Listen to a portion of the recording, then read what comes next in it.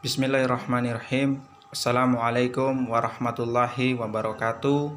Nama saya Alam Jaya, NIM 2020010104. Di sini saya akan membahas atau menjelaskan tentang konsep produksi, distribusi, dan konsumsi. Jadi kita sebagai manusia, makhluk monopluralis, mempunyai keinginan atau kebutuhan yang bermacam-macam. Kebutuhan orang satu dengan kebutuhan orang lain pun berbeda-beda. Kemudian ada kebutuhan sekarang dan kebutuhan di masa yang akan datang. Selain itu, dalam kebutuhan manusia juga pastinya akan terus bertambah, baik dari segi jumlah maupun daripada segi kualitasnya. Kebutuhan manusia dapat dikelompokkan menjadi beberapa macam. Yang pertama, menurut intensitasnya atau tingkat kepentingannya. Berdasarkan intensitasnya atau kebutuhan manusia itu dapat dibagi menjadi kebutuhan primer, kebutuhan sekunder, dan kebutuhan tersier. Kebutuhan primer ini adalah kebutuhan yang mau tidak mau harus dipenuhi. Misalnya pakaian, papan, sandang, makanan, itu harus dipenuhi. Kemudian ada kebutuhan sekunder. Kebutuhan sekunder ini adalah kebutuhan yang apabila kebutuhan primer sudah terpenuhi. Misalnya sepeda motor, ada sofa, ada televisi. Kemudian yang terakhir ada kebutuhan tersier. Kebutuhan tersier ini jika kedua kebutuhan sebelumnya tadi sudah terpenuhi. Jadi dia misalnya perhiasan, seperti itu. Kemudian ada kebutuhan menurut jangka waktunya. Menurut jangka waktunya, kebutuhan manusia dapat dibedakan menjadi kebutuhan sekarang dan kebutuhan masa yang akan datang serta kebutuhan yang tidak menentu. Misalnya kebutuhan sekarang itu misalnya harus ada obat, karena ketika ada orang sakit, obat itu harus tersedia. Kemudian kebutuhan masa yang akan datang itu misalnya seseorang menabung untuk membeli rumah di masa yang akan datang. Kemudian ada kebutuhan yang tidak menentu atau kebutuhan yang tidak terduga. Misalnya ada orang kecelakaan atau orang sakit secara tiba-tiba, dia memerlukan kebutuhan misalnya seperti biaya. Itu adalah kebutuhan yang tidak tertentu atau menentu. Nah, yang ketiga adalah kebutuhan menurut sifatnya. Menurut sifatnya, kebutuhan manusia itu ada dibagi menjadi dua, yaitu kebutuhan jasmani dan kebutuhan rohani. Kebutuhan jasmani ini adalah kebutuhan yang harus kita penuhi, misalnya seperti makanan. Kemudian yang keempat ada menurut subjek yang membutuhkan. Kebutuhan berdasarkan subjek yang membutuhkan dapat dibedakan menjadi kebutuhan individu dan kebutuhan kelompok. Kemudian poin pertama ada di produksi. Nah, apa itu produksi? Produksi itu dapat kita membedakan dalam dua arti, yakni arti sempit dan arti luas. Dalam arti sempit, yang dimaksud produksi adalah setiap kegiatan atau usaha untuk menghasilkan barang. Sedangkan dalam arti luas yang dimaksudkan dengan produksi itu adalah setiap kegiatan atau usaha yang menciptakan atau meningkatkan nilai kegunaan suatu barang. Nah, nilai barang dan jasa ini dapat dibedakan lagi menjadi dua, yaitu nilai objektif dan nilai subjektif. Nah, yang dimaksud dengan barang dan jasa yang mempunyai nilai objektif adalah kesanggupan barang untuk memuaskan kebutuhan manusia. Misalnya sepiring nasi dapat memenuhi kebutuhan manusia akan makanan. Nilai subjektif artinya nilai yang diberikan seseorang kepada suatu barang tertentu untuk memuaskan kebutuhannya. Kemudian yang kedua ada faktor produksi. Adapun yang dimaksud dengan faktor produksi adalah segala sesuatu yang diperlukan untuk melakukan proses produksi. Nah, faktor-faktor apa saja yang mempengaruhi produksi tersebut, yang pertama ada sumber daya alam. Sumber daya alam ini adalah segala sesuatu yang disediakan oleh alam yang dapat digunakan atau dibutuhkan oleh manusia untuk memenuhi kebutuhannya. Kemudian ada sumber daya manusia. Sumber daya manusia ini adalah usaha kita, baik berupa jasmani maupun rohani, yang kita gunakan untuk meningkatkan nilai guna suatu barang. Kemudian yang ketiga, poin C, ada sumber daya modal.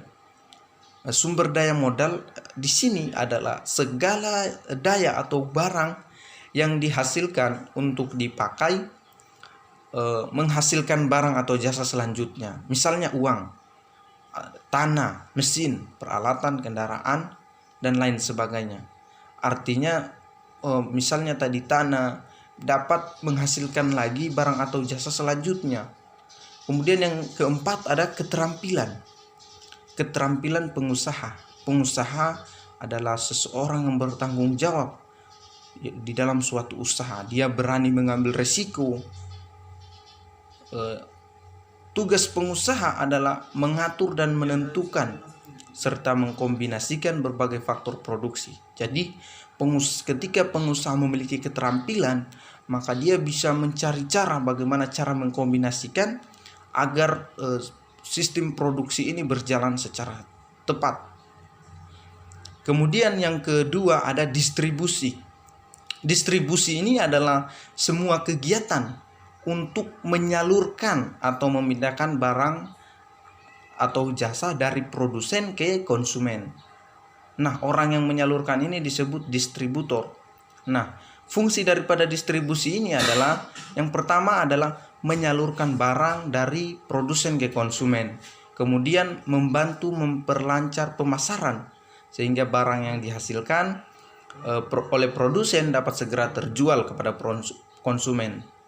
Kemudian ada saluran distribusi. Nah, menurut Vermont dan Jackson pada tahun 1994, sebagaimana dikemukakan oleh Winata Putra pada tahun 2003, jenis saluran distribusi ini ada 3. Yang pertama, bentuk intensif, adalah saluran yang memanfaatkan banyak pedagang besar dan pedagang kecil. Kemudian ada bentuk selektif yang kedua, yaitu jenis distribusi yang hanya memanfaatkan beberapa grosir dan sejumlah kecil pengecer. Nah, yang ketiga adalah bentuk eksklusif, yaitu saluran distribusi yang hanya melibatkan satu perantara saja dalam lingkungan masyarakat tertentu untuk menangani suatu produk. Nah, saluran distribusi yang sekarang ini kita jumpai dapat dibagi menjadi 2. Yang pertama ada saluran langsung dan saluran tidak langsung. Saluran distribusi tersebut saluran langsung ada dari produsen ke konsumen. Artinya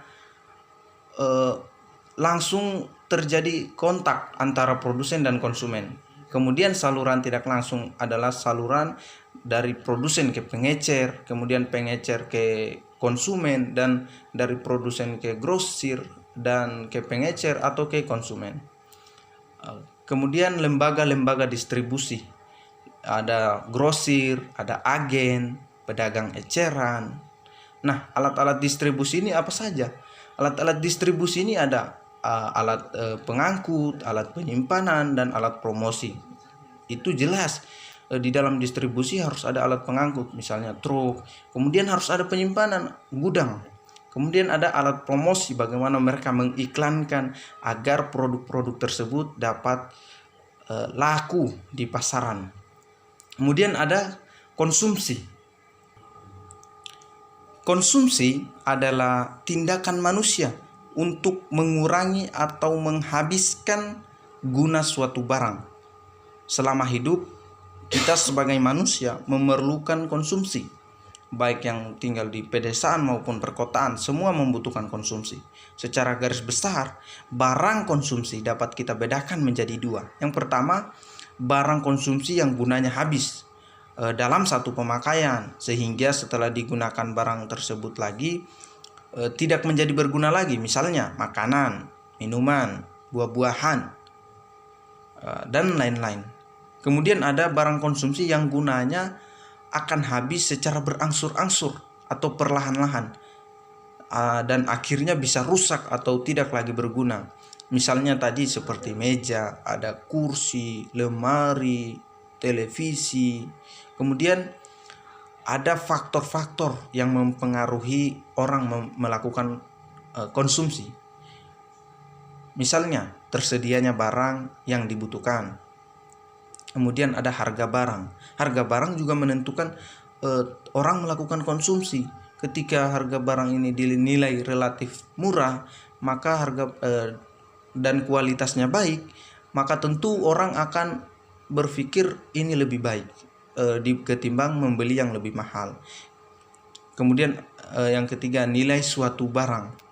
Nilai suatu barang ini adalah kemampuan suatu barang untuk ditukarkan dengan barang lain, serta kemampuan barang itu untuk dapat dipakai memenuhi kebutuhan.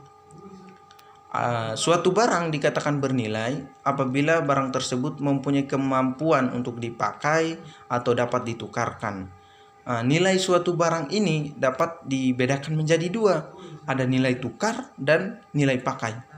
Nilai tukar di sini adalah misalnya kemampuan suatu barang itu untuk ditukarkan dengan barang lain. Misalnya motor ditukarkan dengan 3 televisi. Seperti itu. Kemudian nilai pakai itu adalah untuk dipakai dalam rangka memenuhi dan memuaskan kebutuhan manusia. Misalnya motor, nilai pakainya untuk apa? Untuk memudahkan transportasi. Itu saja yang dapat saya sampaikan. Lebih dan kurangnya saya mohon maaf bila ada kesalahan. Billahi taufiq wal hidayah. Wassalamualaikum warahmatullahi wabarakatuh.